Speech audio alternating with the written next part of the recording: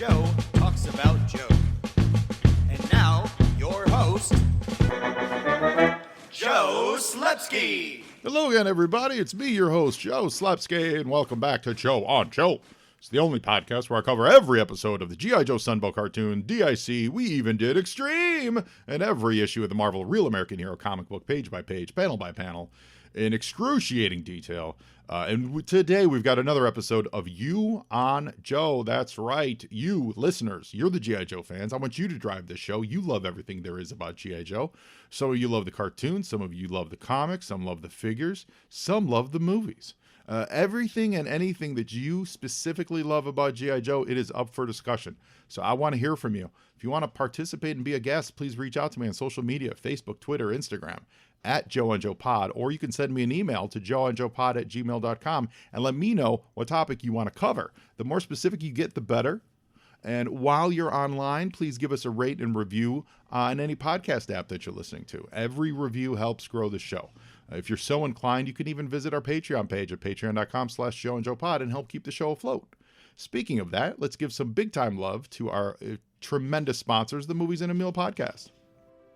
In the beginning of time, the smallest organism gained sentience and thought to itself, I really need a good meal. Then, a bunch of other stuff happened, and finally the Lumiere brothers started showing movies in France. This was all the inspiration that fellow broadcasters Brad, Keith, and Ben needed to combine these two primal needs into the Movies in a Meal podcast. The Movies in a Meal is one of the most casual and relaxing film talk podcasts you could ever listen to. These three friends enjoy a good meal together while talking all about the movies. And not just reviews, they do favorite lists, comparison discussions, genre talks, anything and everything that you can think of. They've even broken their solemn promise inherent in the name and branched out into TV talk. So I love the variety of films they bring to the table. They cover new releases, classics, cult films, often in one episode. It's really a delight to listen to, and it has something for every movie fan out there to enjoy. So if you're looking to grow your podcast library, if you eat meals, and if you've ever seen a movie, then you should give Ben, Keith, and Brad a listen and subscribe to the Movies in a Meal podcast. They've been a great sponsor to this show. I love the Movies in a Meal podcast, and I'd like all of you to love them too. Today's guest is Art Dobbs. Now, he's a G.I. Joe fan from Tupelo, Mississippi, and a hell of a nice guy. He reached out to me to talk about one of my favorite subjects in the entire world, let alone just the G.I. Joe world, collecting comic books. Art is a lifelong G.I. Joe fan who decided that it was time for him to rebuild his American Hero Marvel collection. And so we deep dove into the process that it took for him to recollect this great run of 155 issues. We dug into the pricing, finding the rarities, the pleasure of the hunt, those white whales, and all the best practices that we both know go into putting together a comic book collection at realistic, real-world prices, so you don't go broke. Now, as you longtime listeners know, this is probably my favorite topic, collecting comic books, not just G.I. Joe, collecting comics. And I love sharing tips and tricks that I've personally learned from over 35 years of putting together my own collection. I've got 40,000 back issues sitting amongst me right now. So the opportunity to discuss this with Art, someone who wears his G.I. Joe passion on his sleeve, it was just absolutely fantastic, and we had a really fun time doing it. I think you're going to enjoy hearing this as much as we did recording, so now I give you Art Dobbs and the art of collecting G.I. Joe comics. So like the collecting and the art of collecting and how to get people started with collecting art. I absolutely love that topic. I talk with people about that with comic books all the time. You brought it to me, said, I want to talk about getting into G.I. Joe, getting into the collections of G.I. Joe. So Art Dobbs, right. You tell me, what is your G.I. Joe collection and thoughts? And we'll get going on how to get started in collecting G.I. Joe. Sure. Joe, mainly it is comic books. I've collected a little bit of everything with G.I. Joe. I started, I'm a product of the 80s. I'm 46 years old now. So I can remember, playing with my G.I. Joe with my buddies, my neighborhood buddies, and going to friends' house. But now we actually played with them. If they didn't have dirt in the swivel arms, and if you didn't have a couple of O-rings that were busted, you weren't doing your job as a fan of GI Joe. You're But, saying your doc and your lifeline got a lot of workouts. Exactly.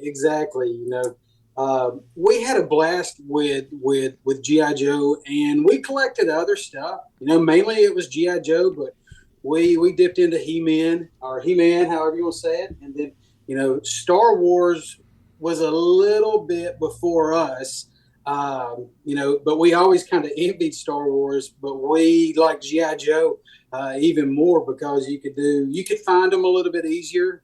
From Northeast Mississippi, born and raised here, and we would go to Walmart, and I can remember seeing the sticker tags on there for $2.99 or $1.99, and it was always cheaper to get GI Joe than He-Man, so it was easier to work over Mom. Yeah, wasn't He? I feel like He-Man was $5.99.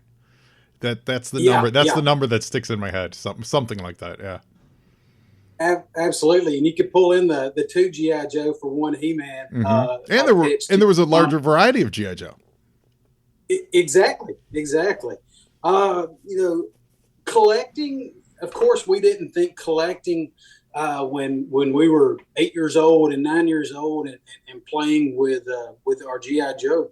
But when I got older, I didn't realize this, but I have that collecting gene. My father was a big collector, and I have pretty much collected everything that you possibly can in my 46 years here on Earth. I'm still a big baseball card guy, football card guy. I'm still into comic books, but I realized real quick, that if you don't focus on something specific in any collecting avenue, you're going to be in for a big pull. Truer words were never spoken. It is all about the specificities. Right. And that right there is the key. And and it makes it more fun. You know more about the product you're collecting.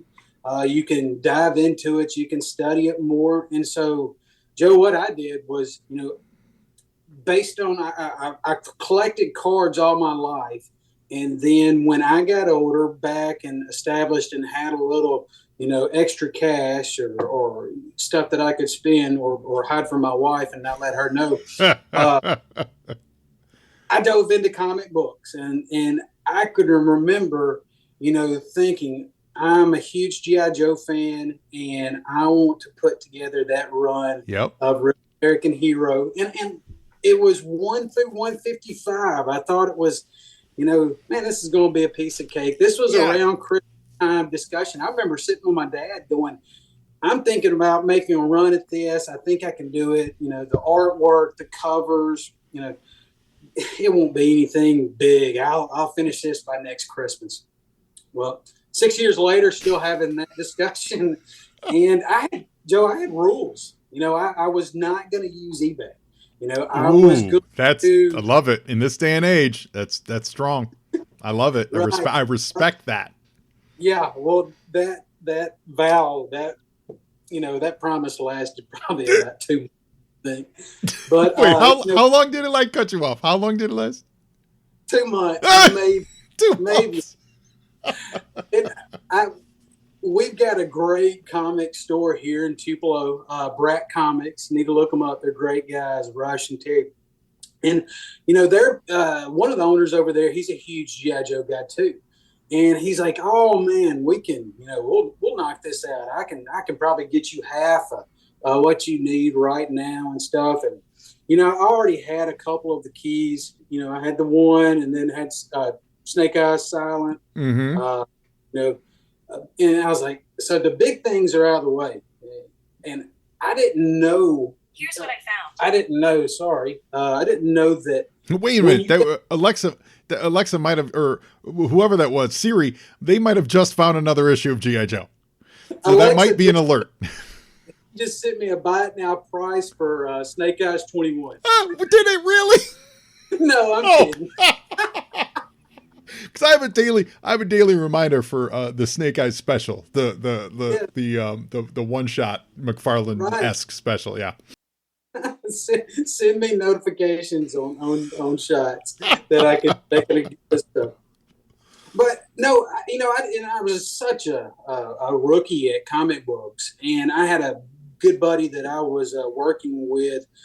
We were both actually teaching at a middle school, and he was into comics like I was into sport cards. And I could tell you backwards and forwards everything about cards. He could tell me everything backwards and forwards about comics. So I leaned on him for a lot of stuff. But Joe, when I started actually putting that collection together, old school, I had a pen and paper and I went down and I wrote 1 through 155 and I just started Xing out as I went.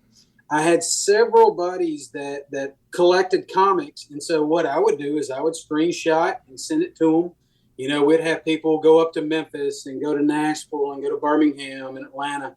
And they would always hit a comic book shop. And, we would just chip away, nickel and dime away at it. Got to a point where just stalled. Everybody, and I'm sure you know this. Right, I do. Get to that point where I didn't realize how scarce this book was right here. Or, I didn't realize when you got to 125 or 135 to 155, you better start, getting that wallet out because you're about to cash. Another thing was I've only got one graded G.I. Joe comic. Condition, it meant something to me, but it didn't. I tried to get all newsstand issues. I wanted it to be put together intact. I didn't want it to be chewed up, but I wasn't asking for a 10. I wasn't looking for a 0.0 or higher. Stuff like that. And what issue is the graded one? I don't know if you. I got a 154, the one with Roadblock on the cover. Sure, yeah. Coming out of the plane. Yeah, and it's a high grade. My dad got that for me for Christmas this past year. Nice. And that's my first. I take that back. I had a Star Wars Mandalorian, the introduction to him, but it was nowhere near the grade of the 154. But anyway, so I know I'm just rumbling here. No, you're doing great. It's a great descriptor of your deep dive into collecting G.I. Joe comics, and you touched on a lot of great stuff there. The first thing is you talked about that wall in collecting that a lot of us find when it comes to. I think I would still call G.I. Joe a niche book. I do think I do, even though it's a huge brand name, but it's not a book that people are rushing out to get. It's not a Walking Dead, right? Everyone knows G.I. Joe, but there's no real rush on it, right? There's no huge movie right now that's driving any great demand. Right. But because the circulation number and so I've seen this happen with a lot of different books. I've seen it happen with superhero books. I've seen it happen with non-superhero books. It's a vagary of collecting comic books. And for you comic collectors out there, you're going to run into this. And it is where the print run got low because the book was no longer popular, but they still continue to print them. And sometimes for G.I. Joe, it was about 2 years. For Marvel Star Wars, it was about a year towards the end. Like it was like the last 10 or 12 issues or so. And so on and so forth. It's usually towards the end of the run, really. Yeah. So the print run goes low, but because there's not a real demand for it, the prices for them, at least for quite a long time, aren't really exorbitant. They're just impossible to find. Right. Yeah. So, and that's, it's like a black hole of collecting where no one has it, no store has it, but yet they're not topping anyone's charts as far as dollar values. They don't even have them like in their expensive cases because they're not expensive books. They just don't have them. And that's a real pickle because you can find them, but like you said, you can always find them. You can find anything if you spend enough money, right? So we know that. I love it when someone comes in. I don't love it. I kind of chuckle, but when they're like, "Oh man, I just found this blah blah blah book," and they say this high number. Now, whether it's a deal or not, whatever, that's great. But like, I don't care if you can buy anything if you spend enough money. Now, if they come in and they say man, I just found this first whatever Harley Quinn, and it was at a thrift shop, or it was at a flea market, and they got it for $10, or they got it for. Then I'm like, that's the story I love. I don't care if you went out and bought a slab Harley Quinn and you spent whatever the number would be for that, $800. I don't even know. You know, like that doesn't impress me. I don't care about that. It's those finds. And I think that's what you're hitting on. So when you get to those black hole parts of the collection and you find them, it's so rewarding, because you're usually going to, when you find them in the wild, they're not, for the most part, they're not going to be priced up at the $20 to $30 that you'll find them on eBay, because the people on eBay will do the cross comparisons. When you find them in the wild, they would have been priced 5 or 10 years ago and have been sitting in those bins, because no one looks through those bins, for 10 years. That's the experience you're describing, and I absolutely love that part of collecting, because it feels it makes it feel so personal. It makes it feel you're a unique passenger. You're traveling on this journey, and you're the guy that's doing it, versus you're the 5th guy to walk in today seeing if they have an amazing Spider-Man 300. Right. It's the hunt. You know, it doesn't matter what you're collecting. You know, that's the drive. The excitement comes from, you know, like you said, finding that long box that's been, you know, it's got dust on it and it was priced 10 years ago. Yeah. And finding a 155, you know, priced at $5. Yep. And a huge tip for comic book collectors specifically. You're not going to find those books, and we're talking the middle of the road books, the hard to find but not expensive books. You're not going to find those books at.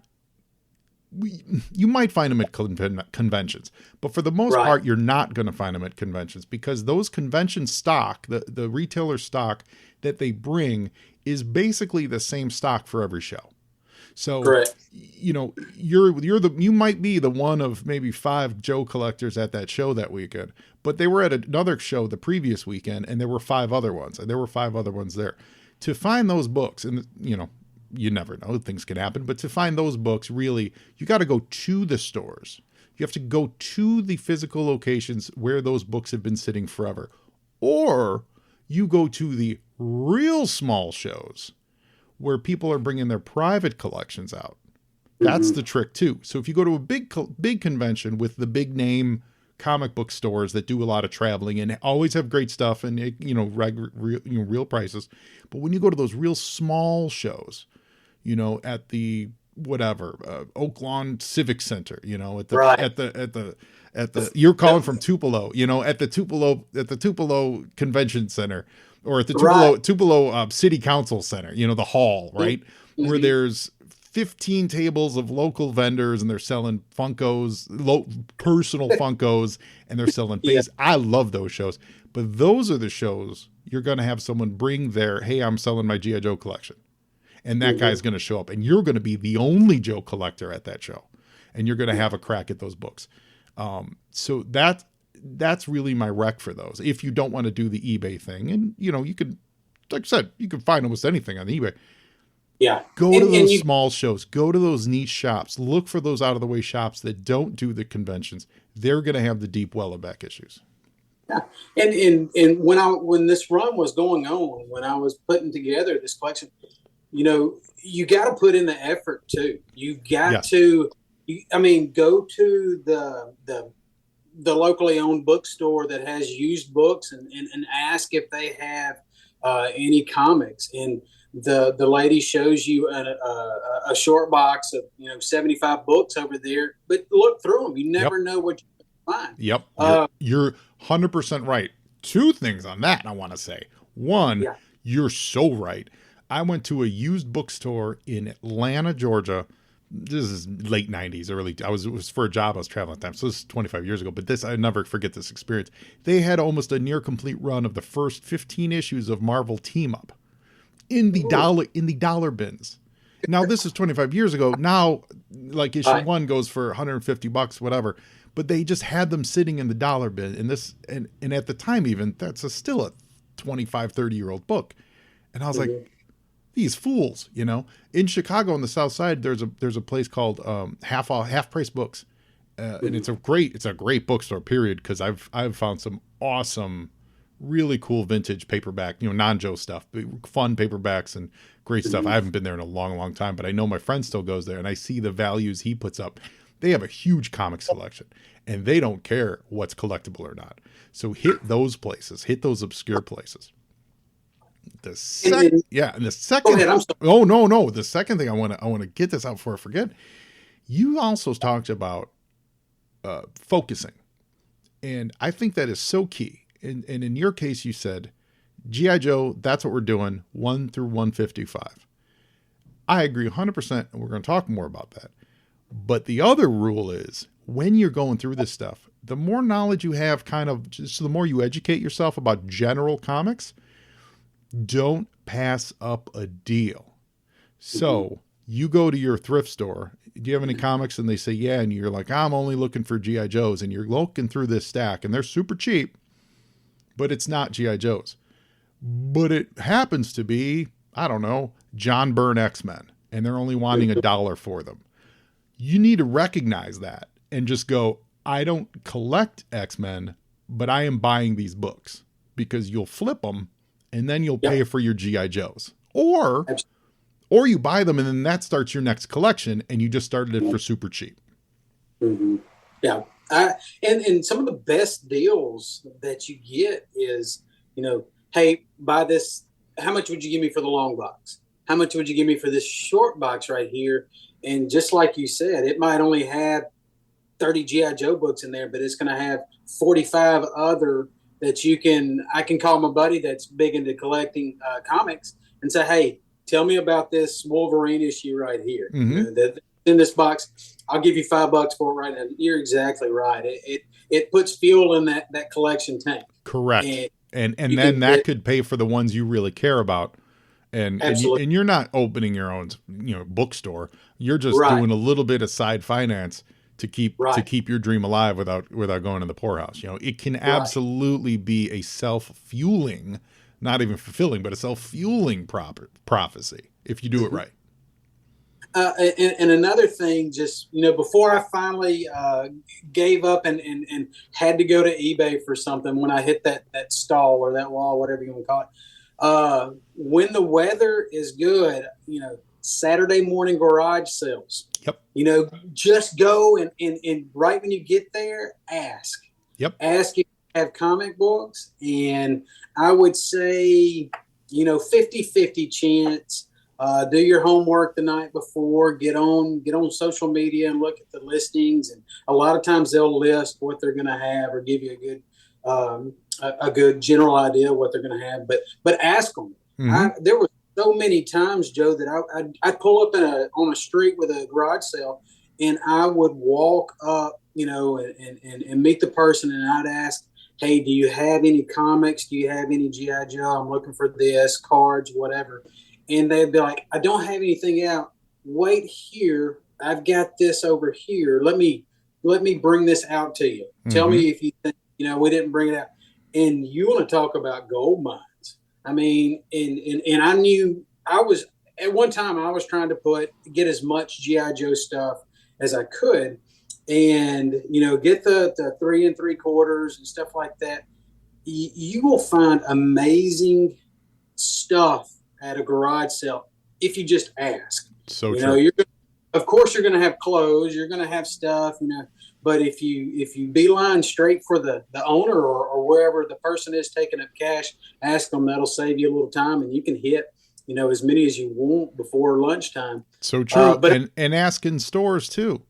Don't be afraid to ask the stores, because almost every store that I know, even, Golden Apple, we don't have a lot of room in the back for old stuff, but we absolutely have boxes we just haven't put out yet.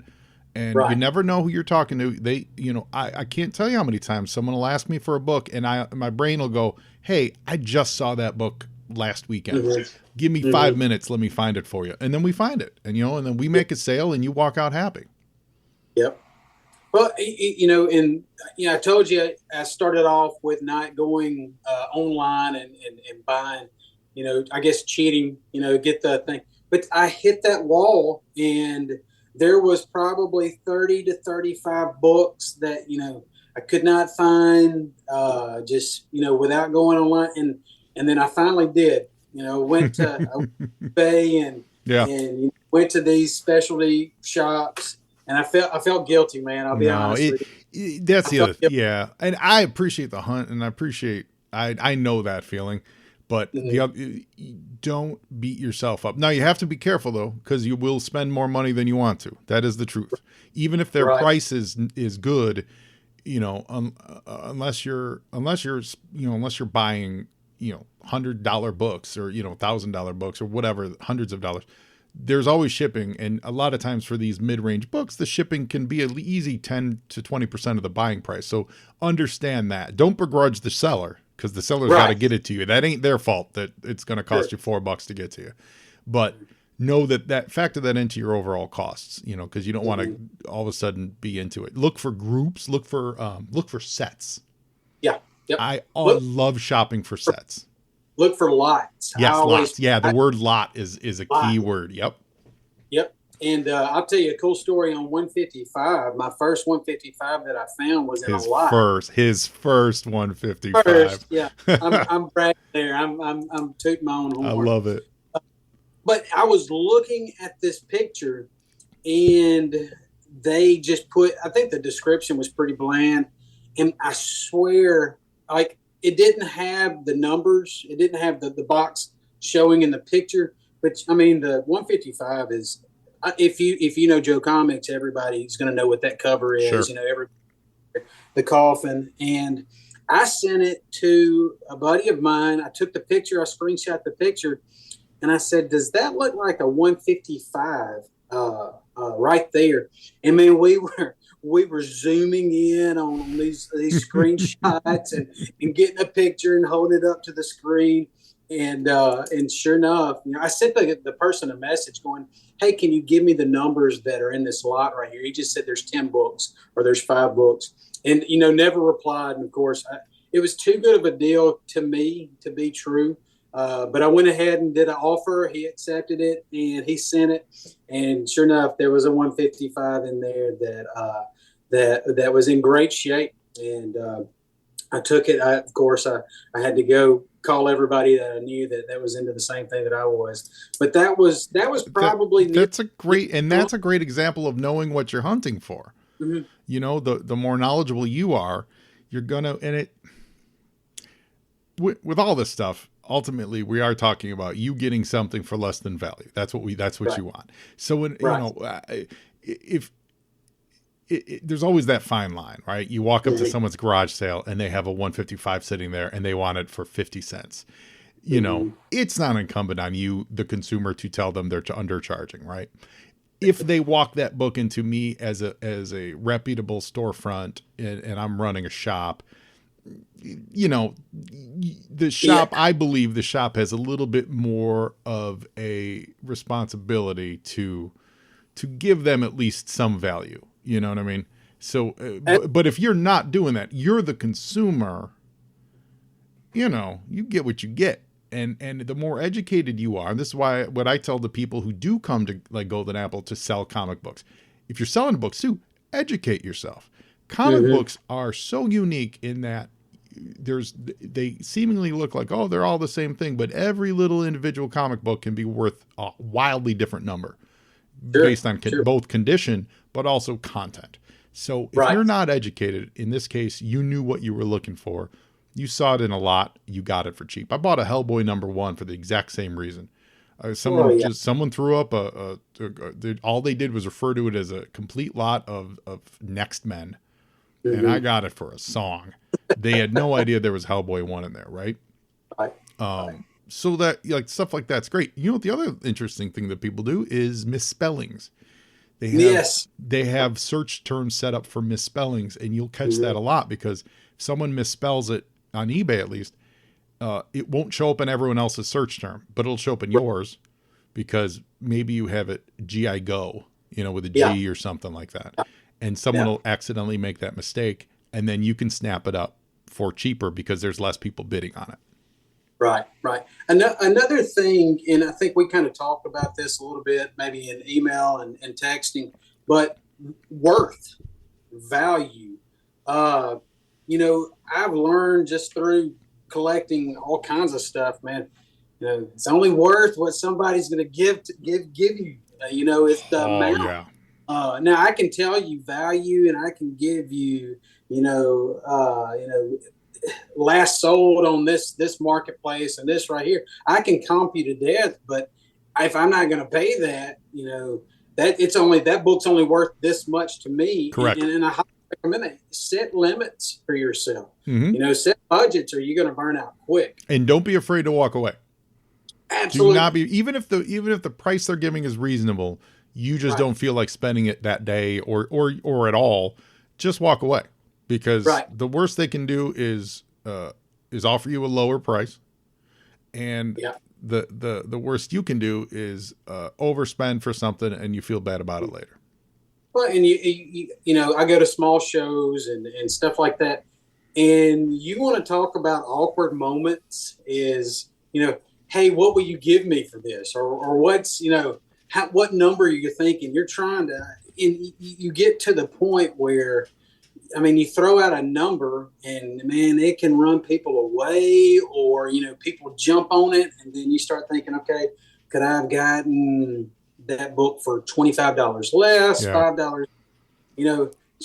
Well, and so now we're talking haggling. But real quick, what you just mentioned there, that description is my rule when it comes to gambling, specifically on roulette, right? Okay. So I'll play roulette. I like craps personally, but I'll play some roulette, and we'll have fun, sit there with friends for an hour or so, and just, a couple bucks here and there. And it's not a big deal. You go up, you go down, you probably end up being down. Right. The minute I'm done, regardless of where I'm at, I walk away. I get away from that table so fast, because the last thing I want to do is see a number that 34 for Walter Payton. Yeah. I always play 34 for Walter Payton. The last thing I want to do is see a 34 hit the minute I walk away. 2 spins later, I walk away. 3 spins later, I'm done. I walk away. You make your deal for your comic book, or you don't make the deal for the comic book. Don't linger. Right. Don't go back. Right. Let it go. Just let it be a thing. Learn from the experience, however the bidding went, learn from it, analyze, could I have done this better? Could I have done that better? And walk away. Also, stop searching for the book. If you buy a book, you spend $100 on it, don't look for other books. Yes. Because you're going to find it somewhere for $90. You're going to find it somewhere for $110. Mm-hmm. But you're never going to find it for exactly what you paid for it. And it's going to drive you crazy. Right. If you can deal with that, it's good for learning. But if you can't deal with it, just shut it down. Just say, hey, I got my book. I'm no longer looking for the first appearance of Elektra. I'm no longer looking for the first Dreadnoks. I'm no longer looking for, the first Chuckles. That's it. You're done. Because it will save you aggravation and headache. Yes, and you will mentally beat yourself up regardless. I totally agree. Man, I can't tell you how many times I've even been looking for the books. I've just been bought regular stuff, and then I'm randomly going through like a 3 for $1 bin, and I paid maybe $10 for it at another table, and sure enough, it's in there in the 3 for $1 bin because some dude's just trying to get rid of overstock, and I'm just like, dude, I paid, and then my brain goes, well, but the one I bought is in much better condition, even though I'm really not really. It's the same book. You justify it no matter what. There's a reason why, I paid this right here. Yes. So finishing up this 155 run right here. I can remember I got down to like 3 or 4 books, and they were the high number books. I think maybe one was the Snake Eyes Transformers, or the late run. The last book was one of the Star Brigades. I think it was 147. It was either that or 148. And just personally hated Star Brigade. I thought it was the cheesiest thing, just awful. I gave Joe a bad name. I always disliked it because it just didn't. There wasn't a reason for them to be in space. It's not like there was also a Cobra Star Brigade. There was just, you're going up into space to fight what, And then they felt in the toy line they felt the need to bring in space bounty hunters, and I'm like, you can have space fights, but give them someone to fight in space. There's nothing in space to fight. Anyway, right. It was a stretch with the Transformers, and then you had to go Star Brigade, right? And that ship was sinking fast, and you could see it. But anyway, just it was around Christmas time, and I was like, okay, I'll get some money for Christmas, and that'll be exactly boom. And my mom and my dad knew because he collects. Mom didn't know what we were doing, but he kind of went like Christmas Story on me right here. Where the last present was the Red Ryder BB gun behind the tree. Sure. He was more excited about it than I was, I believe. And we were at my sister's house, me and Shelly, my wife, and he goes, Art, you got one more present over here, and I think everybody was done opening gifts, and I could tell, like, it was like a box or whatever, and sure enough, it was it. And I know this sounds awful, cheesy, but you kind of got a little emotional. I didn't start just like boohoo crying, but sure.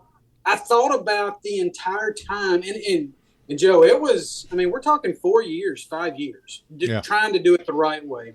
And, I can remember the first discussions about doing that. And it was something, my dad didn't put the set together himself, but it's something that brought us closer. Mm-hmm. There were times, and he would say, he'd go on a trip and he'd say, send me an updated list. But I thought about that.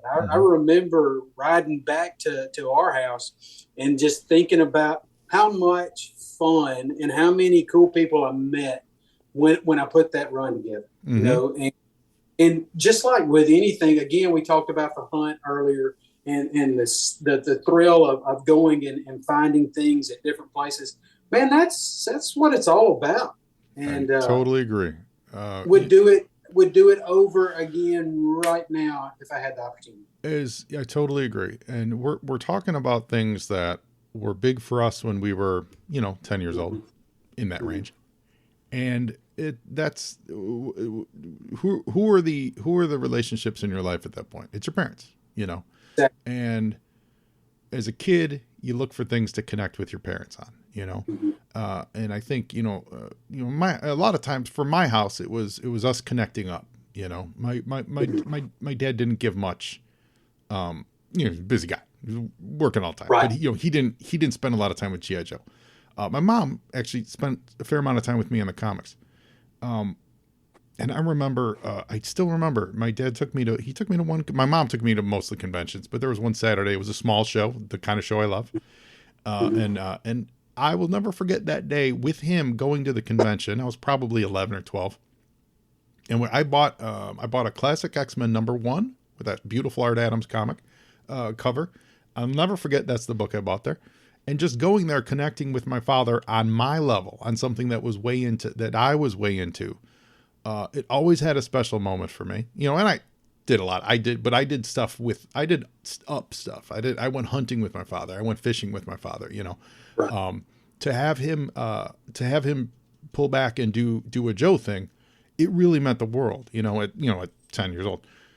So as you go forward in life, that moment when you're even when you're older, it doesn't matter what the thing is, but it's someone who loves you, who reaches into your world and goes, man, I really know you're into this.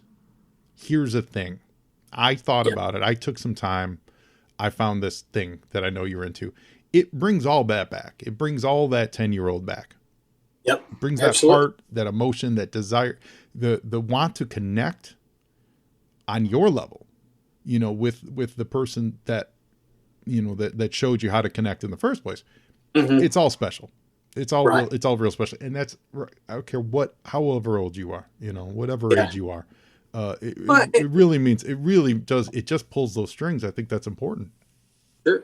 And we're close to the same age, and that feeling that, I remember playing with, two of my best friends, childhood friends. We'd be out in their backyard, and we would have, distro would be hanging from a tree with fishing line and shooting, just reenacting or trying to shoot something, and you'd run out of G.I. Joe, so you would literally use his sister's Barbie dolls or stuff like that. But seeing that and connecting it with that memory of my best friends in that backyard doing that, Mm-hmm. it's a feeling. It's hard to explain, hard Yeah. to describe, but it just warm and fuzzies is what I call it. You're absolutely right. I think that's like any good addict. That's what we're all chasing. Sure. Now, here's a random question. Did you have Okay. different groups of friends that you played different toys with? Because I certainly did. No doubt. Yeah, I had my Joe friends. I had my sports. I was a huge baseball player, and it kind of crossed over in some things, but not a lot. But I had my buddies that I did this with. Yep. Collected cards, played GI Joe. Played baseball with. But exactly, they were different groups. Yeah. I had my Transformer buddy. I had my He-Man buddy. And then Bobby and Brian were my neighbors. They lived 2 doors down. They were my GI Joe buddies. I've talked about them a little bit on the show. I think it was Bobby. Brian maybe. One of them got busted for stealing Zartan. That was my first experience with understanding what shoplifting was. Well, and at least but they were good. Yeah, he picked a great one, except he got busted. He had to return it. His mom made him take it back to KB. She came home. She was like, "Where did you get this?" And he's like, "Nothing." She's like, It's that figure you've been asking me to get for you. Where did you get it?" "Nowhere." But yeah, it's so funny because those were the guys we always played GI Joe, but I really didn't play GI Joe with anyone else other than and then my friend Tony, I always played Masters of the Universe with, and Transformers was my buddy Jeff because he had Transformers. Yeah, it's funny. That's real funny. Yeah. The other thing about collecting that we touched on a little bit in our talking about pricing and overpaying is don't be afraid to haggle. This ain't Target. You're not shopping at Walmart. You're not shopping at Target. You're shopping at a comic shop. They price their book. A good shop will price their books fairly for sure. But they have an overhead to make. But they also know what a good shop knows what they spend on stuff. And like any bookstore, not even a comic book store, like any bookstore, there's a lot of overhead, and you make your money on some whales, right? So comic shops mostly make their money on the weekly comics, and that's a pretty understood margin. And when it comes to back issues, I'm telling you this right now, comic shops, much like the GameStops in the video game world, they don't pay much for back issues. They just don't. Specific key issues, there's a good chance they do, because someone brings in a first Punisher. Unless that person's it happens, but it's rare. That person doesn't know what they're doing, whatever. The book probably put a good fair amount of dollars into that first Punisher. But when it comes to your $2 and $3 books, your $4 books, things like that, there's a good chance they paid 25 cents, 50 cents a book for those. So there's a lot of wiggle room.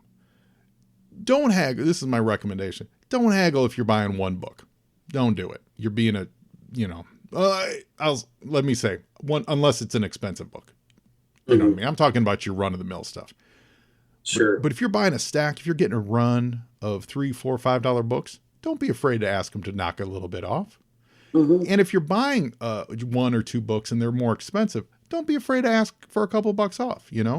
Right. Don't expect the world. Don't expect half off when you're only buying one book. But if you're spending a couple $100, sure. Get 25 bucks off, get 30 bucks off. Absolutely. The collector, especially, we talked earlier about my buddies that have a shop here in Tupelo. They got to make a profit too. Yep. And they know, we talked about ranges and budgets and stuff like that. They know what they've got into that. And, don't insult the person and just lowball them, but you should, if you do your homework and you know what the value of that book is, you throw out a number, and that's better than sitting there staring at each other, just totally awkward. Yeah. And, I want to be on the same page with you. Right. I don't insult you with just a lowball number. So don't be afraid to talk and go, like you said, a few dollars off here and there. And be respectful because at the end of the day, let's assume you get a sale through, you both want to be happy with it.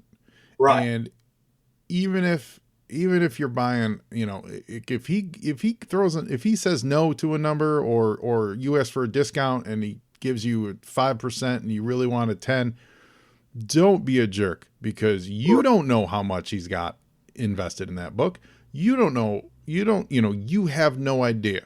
Maybe those books are flying off the shelf and he doesn't need to give you a discount, but maybe those books have been sitting there forever and he's just like, get them out of here. Let me just make my money back. Cause you're the first person to ask for Micronauts, in 3 years. So yeah, get these books out of here. You never know, but always be respectful. Don't assume, don't pretend, or pretend's not the right word.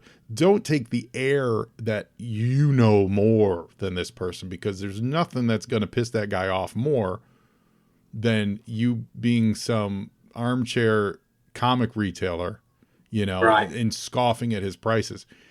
Take the price you can always haggle, you can haggle, but like at the end of the day, whatever price he lands on and you land on, if you're so far apart you can't do a deal, smile, be like, awesome, no big deal, and walk away. Because if ultimately it's that upsetting to you that you didn't get it at the price you wanted, then real talk, you're asking for the wrong price. Because what you're asking for is a swindle price. You're asking for a price that no one knows what they're talking about. If you guys both kind of come to something and he's here and you're there, smile and walk away. Because if you're upset, that means you're upset with yourself for not having the ability to pay whatever that market price is. And you're in for it for the wrong reason. Yeah, so there's a right way to do everything. Exactly. And if you're in to take advantage of people, you're probably not going to be the person I want to hang out with. Yeah, and if they have a bunch of books, the other thing too is if you go to a shop and maybe just as a whole, all the books are really overpriced, then just don't spend your money there. But you don't have to tell the comic shop, however, like have a moment of like, this stuff's so overpriced. Yeah. Dude, you don't know what their overhead is. Exactly. Maybe it's priced that way because they only take it to conventions, Right. And maybe it sells well for them. Or maybe they'll learn a lesson. Hey, why aren't our back issues selling? Oh, it's because we overpriced them, Everyone runs a different store. They all have different philosophies. It's not your job to judge them.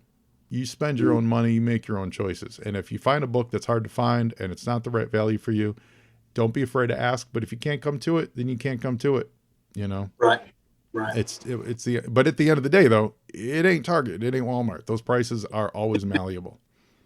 Yeah. And frankly, I think realistically at Target and Walmart, you're supposed to be able to haggle too. I think legally you can, but they're not going to agree to anything. Yeah. I mean, it's not going to hurt to try. Yeah. Joe, just talking right here, and now that I'm thinking, faithful regular listener, what out of the 1 through 155, what's your favorite? Oh man, if you can pick. I'm a Snake Eye. I'm a Snake Eyes guy, right? So for me, it's not Silent Issue. It's the 2 Origin issues, 26, 27. Gotcha. Before I got the Silent Issue, I got those 2 issues because I was like, oh my God, his Origin, So I love those issues. And I think the second favorite set of Snake Eye stuff is the 3-parter when he gets his face screwed up again drawn by Mark Bright. Like, I love the Silent Issue and it's great. Don't get me wrong, but that's strange. I think that comes in 3rd. In my favorites, but I love, is it 35? The one with Ace. We talked about it on our Ace you on, Joe, the dog fight with Wild Weasel. I love that issue. I think you're spot on. And I can't remember, the episode had my headphones in, we were driving, and I got tickled because I felt the same way. You were talking about kind of the build up when they were going to reveal the face. Oh yeah. Guys, and you're jacked up. And it was, you see the face and you're like, Right. Yeah. Mark Bright does the full face reveal. And I love Mark Bright's pencil. So this is more of like really? Like design wise, that's all you guys wanted to give us? Because it's just, he's got like a bad eye and a giant scar. And it's like, I've seen worse. Yeah. Yeah. Yeah. Come on. Yeah. My talking about favorites, I wrote down like 2 or 3. Of course, the silent issue. I'm a Snake Eyes guy too. Sure. My favorite was growing up. Like figure was Zartan. Oh, I thought the Dreadnoks were they were awesome. I led more to the bad guys than the good guys. I love the Dreadnoks. Yeah, they're great. Yeah, but my favorite was number 2. I just thought, you hooked me on 1 and you got in, and then 2 with the snow. Mm-hmm. And my favorite, vehicle was Snowcat. Oh, yeah. And, yeah, by the first week didn't have a single missile left on it. It was literally stripped down because we had lost. Snowcat is so beautiful. It's such a it's a perfect toy. It really is. There's no fat on that toy. I love the Snowcat. Snowcat, and then the Polar Battle Bear was my first vehicle. Really? Yeah, I love that Polar Battle Bear. That thing was awesome. Mine was, I think it was the Cobra Moccasin. Oh yeah. Boat. Yeah. And of course I liked it because it was my first vehicle. And I knew a guy that did not know at the time, but he had a flag. He had the USS flag. No, no. I never saw one when I was a kid. Now we would get cardboard and like make our own USS flag. Yeah. And we had a ball with it. But talked to him a lot, and he tells me about him and his brother, talk about Christmas morning, walking down the steps and seeing the USS flag. I was that kid, but I never had a flag. So of all my friends, I was the guy I had the Terradrome. I had all the stuff to the points till like 87, 88. Then I was done. Yeah. But like I was the kid who got everything at Christmas, but I never got the flag because I didn't have room for it. My room, my room was I already had 3 corners. I talked about this when we did our tactical battle platform. I kept the Joes in one area of my room, the Cobras in the other area of my room, and the tactical battle platform in the other area of my room. Plus all the vehicles were on my I literally had no more room. So when it came time for that, my mother would be was like, "You want it?" And I was like, "It's so big, Mom. Like, where am I going to do it?" And so we literally did not buy it because it was so big. Like it wasn't a money thing for me. It was I don't know. I only have one bed. Yeah. Yeah. That's a big investment for a parent too. You're losing a dining room table or a pool table because that's the only thing that hold it. Yeah. Yeah. Like I think I realized I would have had to put it together on the floor in my room, and it just would have had to live there, and I had a train set at the, from a young, so like I knew of doing a big scale thing like that. I knew what that scale was. And I looked at the flag and I was just like, I can't, there's no way. There's just where we're going to do it. Grew up in a good time, man. Oh, that was amazing. Art is the absolute best, man. This has been a fabulous, I'm so happy with this conversation, talking about collecting comic books, Art. But before we wrap, just to let everyone know, you've got a really cool job. You work in high schools in Tupelo. You said you're the school director for like workforce development. Mm-hmm. Yep. This is my first year. I work at the district level now. I am a director of workforce development and enhanced education. And it's a fun job. It's a phenomenal job. We're out there trying to build partnerships with our community and local businesses. And I get to meet so many people, and, it's a passion for me just to try to, take that next step. Where everybody, focuses on the academics so much. And don't get me wrong, that's a huge part of it. But also that work-based learning, that important. And it's our school district is we're all in, and we have some of the most amazing businesses around here that partner with our school. And we have one high school here in Tupelo. Actually, one time, we're off and on the biggest school in the district. Oh, wow. Shout out to the high school. What's your mascot? Yeah, Golden Wave. We're the biggest high school in the state, or we're number 2 now. So the Golden Way, what? The Golden Way. We are Tupelo Golden Wave. Like, let's see. So the mascot is Golden Way? What is that? Is it like a yellow brick road? Exactly.